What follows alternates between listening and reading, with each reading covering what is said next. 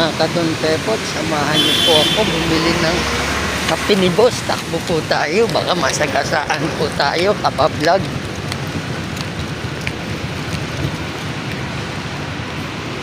Bili po tayo ng kape.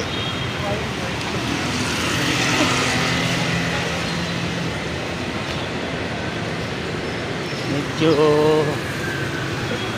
nawala ang ulan. Hindi ganda ng panahon. Yan, dito na tayo sa bigyan natin yung kape. Nagmumus pa. Yan, order na ako ng kape ni Boss. Pinagawa na muna. Tignan lang natin doon. Tapos punta na tayo ulit ng LR. Yan, nabili na natin yung kape ulit. Kahatid na natin to kay Boss. Racket tayo sa office niya. Yan, yung building ng office ni Ma'am.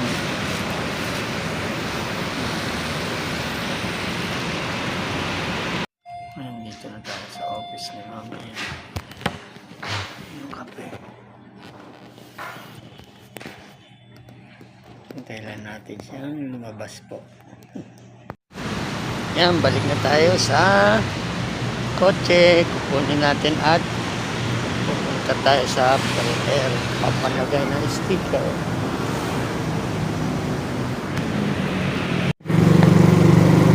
Yan, uwian na naman. Medyo gabi na tayo ngayon.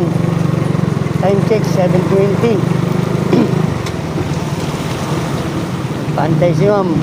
Kasi kala ko pupunta sila ng Nobali. Kaso hindi natuloy dahil maulan nga.